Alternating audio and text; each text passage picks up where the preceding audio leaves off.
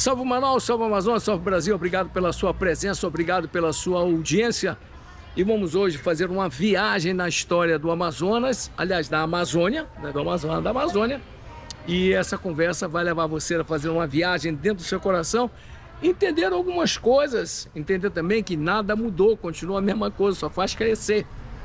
Então nós vamos falar e vai conversar sobre uma obra muito especial chamada Bento Aranha, com texto selecionado com o professor Luiz Balcar Sá Peixoto. E é com ele que a gente conversa agora. Luiz, o que é a história de Bento Aranha? Conta pra gente.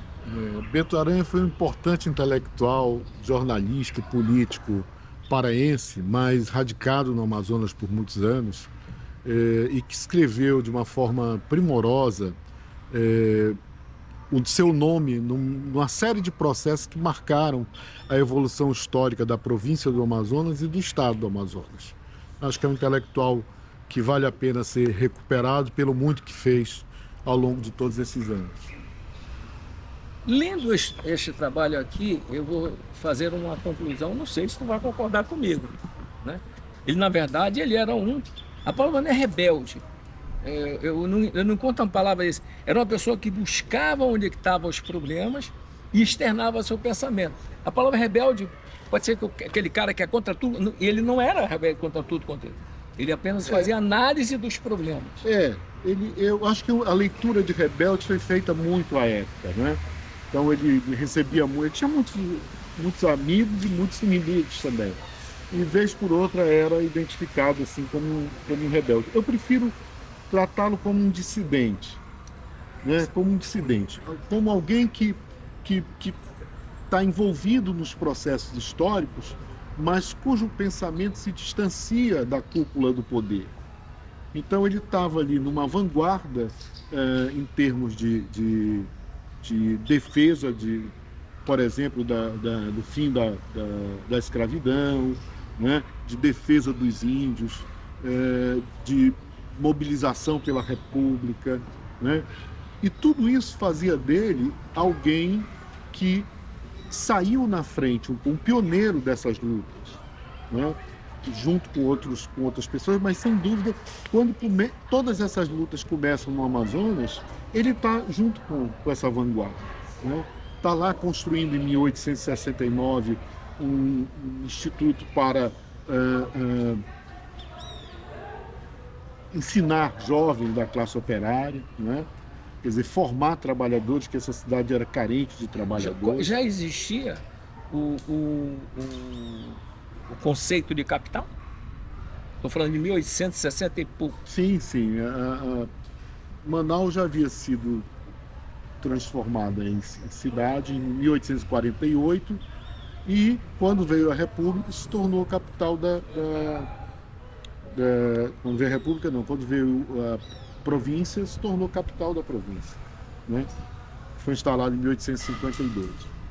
Então, nesse momento, o Bento Aranha estava aqui criança ainda, porque ele é filho do primeiro presidente da província do Amazonas, né? João Batista Ferreira Aranha, e depois ele volta como jornalista nos anos 60, quando é expurgado do Pará, começa a escrever... 1860. 1864, quando ele começa no jornalismo em Belém, que é a cidade natal dele, aí começam as contradições com o sistema. Ele começa a contraditar os interesses dos grupos no poder, né? E o governador do estado do Pará, à época, manda para o Amazonas, manda enviá-lo para o Amazonas como vou me livrar dele. Vai lá para o Amazonas, fica por lá. Sem direito a nada, põe dentro do navio e tchau, né? E aí ele é o primeiro expurgo que ele sofre, o primeiro expurgo político, vai sofrer muitos outros. Depois do Amazonas vai ser muitas vezes expulso, vai ser deportado para o Pará pelo menos em 2 ocasiões, e do Pará vai ser deportado para o Amazonas outras vezes. Foi preso várias vezes, foi processado, né? Teve os jornais que ele criava, teve jornais empastelados, a sua tipografia que ele conseguiu montar nos anos 70, 80, 1870, 1880, ela é incendiada, é destruída por forças policiais. Então, era alguém que, por pensar diferente, por defender ideias que hoje nós valorizamos, né, e que nós apoiamos, no momento em que ele fazia isso, ele era uma voz dissonante. Ele era uma voz dissonante, ele era um abolicionista no meio de uma sociedade ultra-escravocrata. Né? Luiz, onde é que tu chegas nessa história? Por que tu chegaste a Bento Aranha? Bem, eu trabalho com história social e história social da imprensa. Esse é um dos campos de preocupação que eu tenho. Mas também sempre tive muita preocupação com uma história popular, com uma história vista de baixo, né? Com aquela perspectiva de pensar a dinâmica de uma determinada sociedade, incluindo no processo de compreensão histórica os segmentos populares que quase nunca se fala deles. E o Bento Aranha era alguém recorrente no manuseio com a imprensa da época, era alguém recorrente, porque esse camarada, ele começou no jornalismo na década de 1860, em meados da década de 1860, e só foi parar nas vésperas da sua morte, em 1919. Então ele tem mais ou menos 60 anos de dedicação ao jornalismo, escrevia todos os dias compulsivamente, e na lida com a imprensa eu encontrava muitos desses escritos. De repente eu comecei a me identificar com o que ele falava, né? Quer dizer, eu comecei a perceber que havia uma sintonia entre a minha visão de mundo e aquela que ele expressava. Há 100 anos atrás. Há 100 anos atrás. Então, quer dizer, ele estava na vanguarda, do pensamento, né? Num determinado momento. Foi no Rio, na corte, em 1861, 60-61. Ali ele faz um breve curso de aperfeiçoamento em humanidades, né? Se envolve com a intelectualidade e com a boemia também, com os literatos e com a boemia do Rio de Janeiro. Eu acho que essas coisas se misturam, não se misturam? A literatura, sim. O erudito, sim, acaba misturando com a bebida, com... Acho que essa liberdade que você tem do seu corpo acaba passando para esses grupos que estavam assim, um pouco mais na vanguarda dos movimentos sociais da época, né? Então, no Rio, por exemplo, ele chega a participar de uma sociedade literária chamada Arcádia Brasileira. Ele chega a ser o vice-presidente dessa sociedade e o bibliotecário da sociedade é Machado de Assis. Né? O nome. Então, para você ver o nível de pessoas com os quais ele estava envolvido já naquele momento de sua formação, né? Era um jovem, um jovem adulto, digamos assim, fazendo a sua primeira formação, entrando no jornalismo, escrevendo sua poesia e entrando no jornalismo. Mas o que torna o Bento Aranha diferente? Por que ele me atraiu, me encantou? Exatamente pela radicalidade do pensamento dele, né? Pela forma incisiva, contundente de enfrentar o sistema, né? De se colocar contra o poder estabelecido para defender certas questões que hoje nós damos um maior valor, né? Então, e que na época não. É a história se repetindo de uma forma diferente. Na época você tinha todo um sistema de dominação muito fechado e poucas pessoas ali tentando romper, alargar os espaços de liberdade, alargar os espaços de sociabilidade para os de baixo, né? Quer dizer, olhando para negros, olhando para índios como iguais, no momento em que esses segmentos eram absolutamente desprezados. Absolutamente desprezados. Então, pioneiro no abolicionismo, e acima de tudo, eu acho que a marca maior do pensamento dele, a importância maior dele, é o seu pioneirismo na luta pela República. Você acha que, na verdade, e você já até falou isso, não tenha dúvida que ele realmente era um cara fora da época, né? Ele estava tão avançado que ele acabou sendo, como você, 50% amado, 50% odiado. Normalmente seria aquele que era pisado, o amava. aquele que pisava o odiava, porque ele despertava nas pessoas o senso crítico da situação que estava vendo, né? Então, essa situação o fez se tornar um eterno migrante. Um tempo aqui, outro em Belém, e é impressionante. Na época que as comunicações eram zero, o cara conseguiu chegar a Machado de Assis. Ele se sentia como excluído, né? Ele se sentia, muitas vezes foi deportado, então essa condição também marcou. Mas onde ele chegava, ele se enraizava a partir da imprensa. Perfeito. Ou montando seus próprios jornais, ou atuando nos principais jornais, tanto de Belém quanto de Manaus, de outras cidades, mas principalmente Belém e Manaus. Ele atuou, foi redator de diversos dos mais importantes jornais que nós tivemos aqui, Comércio do Amazonas, Jornal do Comércio e tantos outros, montou seus próprios jornais, né? E fazia uma escrita que cativava o público. Então, se por um lado ele criou muitos desafetos, por outro lado ele era amado pela população, né? Por essa população. É aquela que eu estava dizendo, né?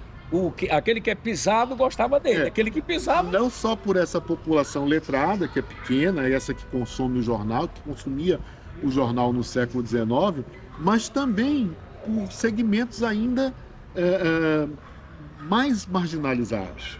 Por exemplo, os operários de Manaus fazem um movimento em 1910, uma ação beneficente, tudo, e fazem um evento em homenagem ao Bento Aranha. Quer dizer, reconheciam o apoio que recebiam desse jornalista que foi político também por 2 décadas, que foi deputado provincial também, sempre na dissidência, sempre lembrando questões que eram relevantes serem lembradas. Por exemplo, enquanto todo mundo na província lutava para que se abrissem linhas de navegação comercial entre Manaus, Belém, entre Manaus e Rio de Janeiro, o Bento Aranha estava um passo adiante. Ele estava dizendo, tem que abrir essas linhas, mas é preciso que a gente tenha algum controle sobre elas. Nós não podemos deixar na mão das empresas estrangeiras dizer onde eles querem parar, quando querem mandar navio para Manaus e quando querem sair. Então, o Estado não pode ser refém dos mercenários ingleses. Ele usa diversos tipos, né? Esses mercenários ingleses. Nós precisamos nos impor. A província precisa se impor, né? E isso incomodava, porque depois ele vai avançar nesse discurso para dizer que as companhias de navegação inglesa compravam todos os políticos do Amazonas. É por isso que faziam. Era uma probabilidade. E é por isso que faziam o que faziam. Olha, eu acho que o Luiz desperta dentro da gente o interesse. Vale a pena e deve-se ler o livro, porque ele acaba de dizer uma coisa. Por exemplo, na atual circunstância que nós estamos vivendo, e se na analogia estiver errado, vai ter como me corrigir, ONGs estão em áreas amazônicas que nós não sabemos o que eles estão fazendo. O que ele estava dizendo é o seguinte: o navio vem, faz o que quer, o que entende e vai embora. Mesma coisa que acontece com algumas das ONGs. Estão ocupando espaço que nós não sabemos o que estão fazendo. Nós temos que ter um determinado controle sobre isso. Aí já é o meu lado Bento Aranha falando. A gente vai intervalo, volta já que você vai... Bento Aranha, né? Olha, gente boa demais. Eu selecionei junto com o Luiz, não posso selecionar todos os itens, que tem muita coisa mesmo aqui para a gente falar. Mas eu vou falar com ele de alguns pontos que eu achei interessante. Ele fala um comentário aqui sobre a navegação do Amazonas. O que ele quer falar com isso? Aliás, que ele quis falar com isso. Basicamente, ele está tentando fazer uma defesa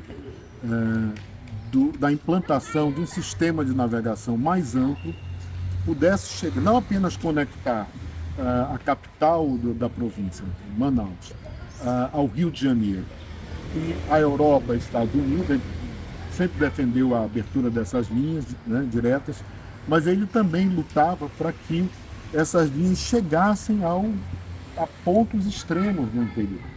Chegassem, por exemplo, a Tabatinga, né, onde havia um comércio importante com o Peru, com a Colômbia, né?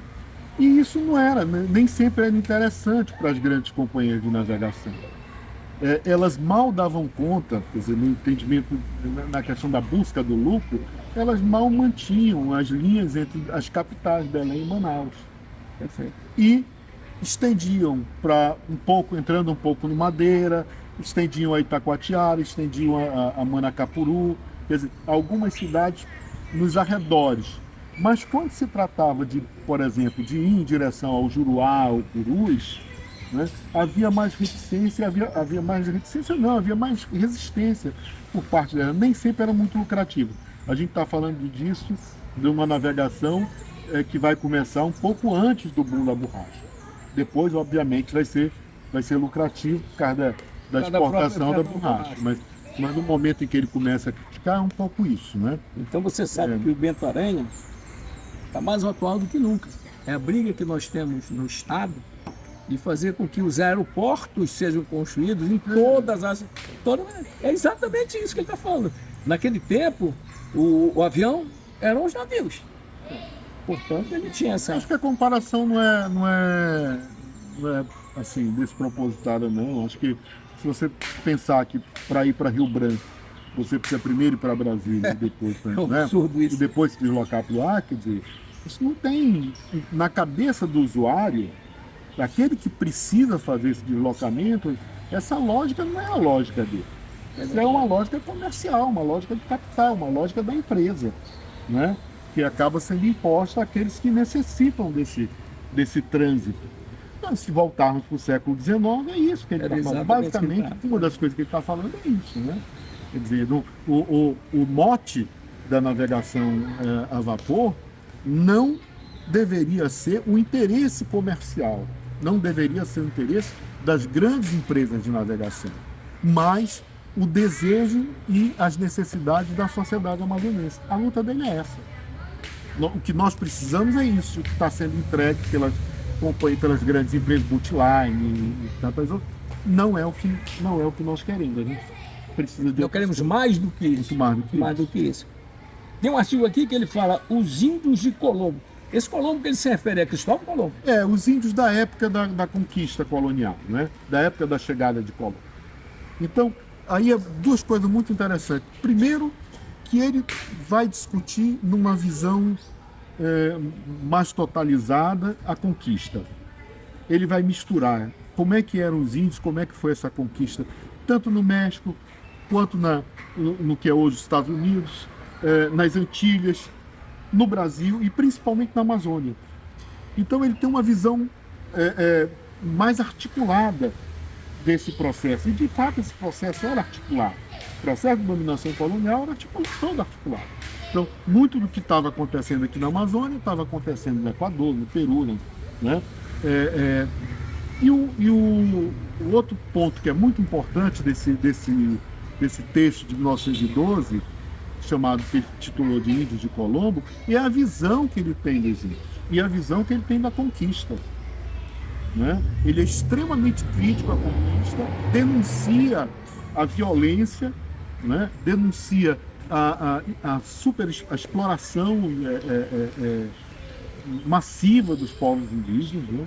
A sua destruição, o genocídio que é cometido contra eles, né? Denuncia as práticas,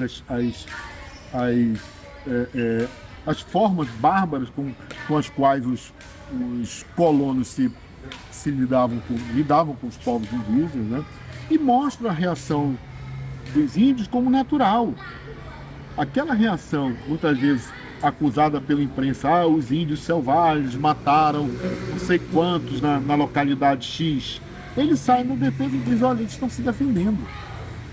As terras estão sendo invadidas, as suas esposas e crianças estão sendo roubadas, estão sendo abusadas, né? Eles estão sendo escravizados, então eles têm o direito de reagir. Para a época, esse não é um pensamento muito comum. Né? O pensamento comum entre a intelectualidade é um pensamento, digamos, do homem branco colonizador, que legitima o processo de dominação colonial. E os índios de Colombo, o que ele faz é o contrário. É deslegitimar esse processo, né? E mostrar a violência e a resistência indígena. Olha, nunca foi tão atual o Bento Aranha. Vale a pena a leitura do livro, porque ele traz a você momentos de reflexão. Já se passaram mais de 100 anos e essa ideia não mudou. continua se achando que nós temos que mandar os índios embora, né? Ou eles se ajudam a nós, então nós vamos expulsá-los daqui. Infelizmente, não mudou muita uma coisa. luta antiga, né? Uma luta antiga que... São vários os temas que eu queria discutir, mas o tempo não nos permite muitas coisas. A pergunta é, o fato dele ser filho do primeiro presidente, tu acha que facilitou a vida dele ou piorou? Não, sim, facilitou. Quer dizer, a cidade de Manaus e o estado do Amazonas como um todo acabou criando uma imagem assim, do Terreiro Aranha como uma espécie de pai fundador. Né? Pai fundador da província. Acabou criando essa imagem. Ele morreu relativamente cedo, em 1860 ele falece, né? E quando o Bento Aranha vem para Manaus como jornalista, expulso lá do Pará, ele chega aqui em 1865 e encontra essa cidade que tinha um grande apreço pelo pai, né? E esse apreço só aumentou. Essa profunda.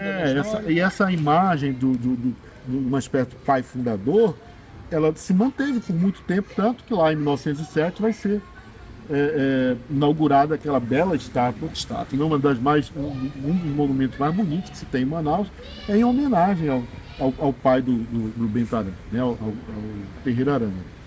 Isso abriu portas, sem dúvida, né, mas ele trazia consigo uma característica muito interessante, que era alguém muito culto, né? Foi um autodidata, lia muito, dominava filosofia, dominava história, dominava literatura, né? Então transitava nessas áreas e atuava em tudo que é campo. Primeira coisa que faz em Manaus quando chega é montar um teatro. Que é uma coisa extraordinária. Montar um teatro quando essa cidade ainda não tinha teatro. Ou tinha tido uma ou outra experiência muito tópica. Ele não apenas montava uma estrutura de teatro, mas ele montava as equipes, ele ensaiava com grupos, escrevia as peças, traduzia, em geral, peças francesas, né? E apresentava para um público que nunca tinha visto aquele tipo de diversão. Né? Você imagina o que era Manaus em 1864, 1865, no momento em que ele cria a sociedade Thalia, né? Que é uma sociedade de teatro. E assim ele vai fazendo, vai criando instituições de apoio, por exemplo, aos jovens filhos de operários, né? Participa da criação da primeira instituição de defesa da emancipação dos negros no Amazonas, isso em 1869, 1870, lá atrás. A emancipação no Amazonas em 84. Né? Então veja, é uma luta que ele está arrastando desde lá de antes. Né? E assim também a grande luta dele, que dominou a vida dele toda, foi pela República, por uma república sem cogumelos, ou seja, sem corrupção, né? Sem parasitas. Os cogumelos são os parasitas. As pessoas voltassem realmente à exploração aos habitantes, aqueles que compõem a verdadeira república. E uma república onde a população fosse ouvida. Então, ele dizia algo que muitos sabiam na época, que não era segredo para ninguém. Não havia eleições justas. As eleições todas no Império eram fraudadas, todas, absolutamente todas. E na República, no início da República, igualmente. A República não rompeu com esse esquema de manutenção das oligarquias no poder, né? Que era esse processo extremamente viciado de eleições fajutas, né? Se você nomeava as pessoas que iam controlar o processo eleitoral e elas... Em outras palavras, já sabiam a missão que tinha. Já sabia, é isso.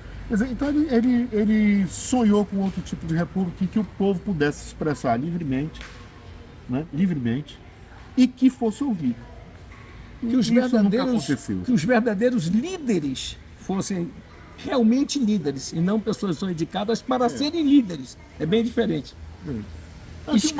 Havia uma visão moralizadora, né, assim, da época, aquela de moralizar não só os costumes, mas também essencialmente os costumes políticos. Corrigir, né, esse processo extremamente corrupto a que o Brasil estava acostumado, né? Quer dizer, o cargo público era o cargo para você abocanhar nacos de recursos públicos para o seu patrimônio pessoal. Então, contra isso... Não mudou muito, não, é? Não mudou muito, mas isso é outra história. Luiz, escrever... A história não é ciência do passado, a história é ciência dos homens e mulheres no tempo. Então, muitos processos que começaram lá atrás estão aí ainda até continuam. hoje. E a gente ainda precisa resolver aquelas questões com as quais ele enfrentou também. Né? Qual é a palavra que ele usou para isso, rapaz? Cogumelo? Cogumelos. Os cogumelos ainda existem, gente. Olha que desde 100 anos atrás brigavam, mas eles continuam aí, encrenhados e tal. Agora a pergunta para Luiz. É muito bom você sair profissionalmente para trabalhar, fazer um trabalho. Melhor ainda quando você se identifica com. Sim. Essa transposição de tempo te fez pensar no que acontece agora. Você acha que mudou muita coisa do tempo dele para cá? Sim, mudou. Veja, mudou. Nós estamos vivendo um mundo bastante diferenciado. Por outro lado, muito mais igual do que deveria ser ao passado. Não sei se você me entendeu. Quer dizer, é isso mesmo. A mudança deveria ter sido maior. Né? As rupturas com o passado deveriam ter sido mais significativas e não foram. E eu acho que é por isso que a gente tem que olhar também para trás, porque até para fortalecer as nossas lutas contemporâneas por uma sociedade mais democrática, mais aberta, mais plural, né? Nós precisamos nos armar com as armas de toda essa pleiade de intelectuais, de atores dos movimentos sociais que militaram ao longo de séculos por essa causa. E agora nós estamos chegando nessa fase. Né?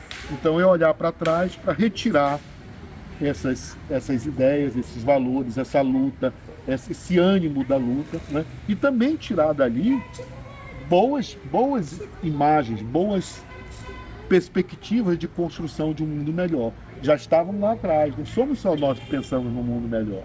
Né? Os nossos antepassados, muitos deles também estavam nessa luta. E o Bento Aranha seguramente era um deles. Olha, aqui, vamos lá? Bento Aranha. Você vai ficar impressionado na pesquisa que o Luiz fez de quanto já se pensava dos mesmos problemas de hoje e ele indicava uma direção que deveriam ser as mesmas de hoje. A tecnologia chegou, mas o comportamento humano não mudou muito, não. Olha, obrigado, Luiz. Boa sorte para você. Obrigado pela sua presença. Eu quero dizer a você que está em casa, essas histórias, a gente vai ter outras. Fique ligado que você vai gostar.